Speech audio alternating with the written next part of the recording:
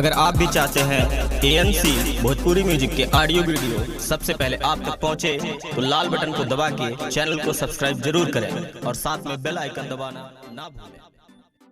बोला बोला अम्बे मैया की। नाम क्या है आपका? डीजे उमेश,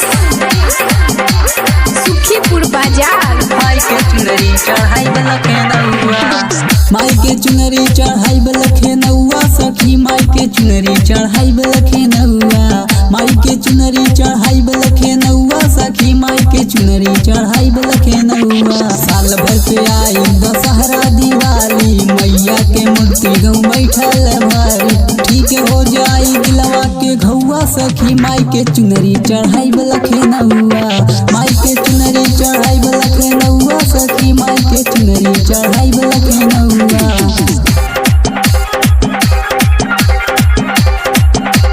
नाम क्या है आपका? डीजे उमेश, सुखीपुर बाजार। दिया जलाई लेके सोनवा के थाली, मैया चरनिया हो पूजा बे प्यारी, मैया चरनिया हो पूजा बे प्यारी। दिया जलाई लेके सोनवा के थाली, मैया चरनिया हो पूजा बे प्यारी।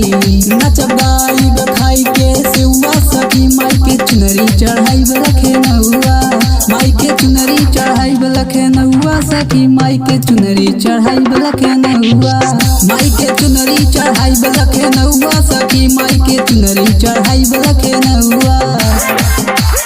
www.umeshdj.in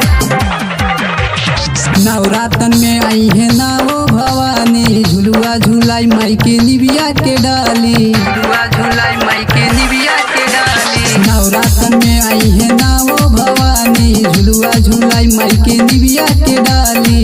खुश बाटे पूरा गौआ सखी, माई के चुनरी चढ़ाई बलखे नौआ, माई के चुनरी चढ़ाई बलखे नौआ सखी, माई के चुनरी चढ़ाई बलखे नौआ, माई के चुनरी चढ़ाई बलखे नौआ सखी, माई के चुनरी चढ़ाई बलखे नौआ। नाम क्या है आपका? डीजे उमेश, सुखीपुर बाजार। दिया जलाई लेके सोनवा के थाली, मैया चरनिया हो पूजा बे प्यारी, मैया चरनिया हो पूजा बे प्यारी। दिया जलाई लेके सोनवा के थाली, मैया चरनिया हो पूजा बे प्यारी। दुल्हा चाहिए अजय जैसन गवौआ सखी, माई के चुनरी चढ़ाई बलखे नौआ, माई के चुनरी चढ़ाई बलखे नौआ सखी, माई के चुनरी चढ़ाई बलखे नौआ, माई के चुनरी चढ़ाई बलखे नौआ सखी, माई के चुनरी चढ़ाई बलखे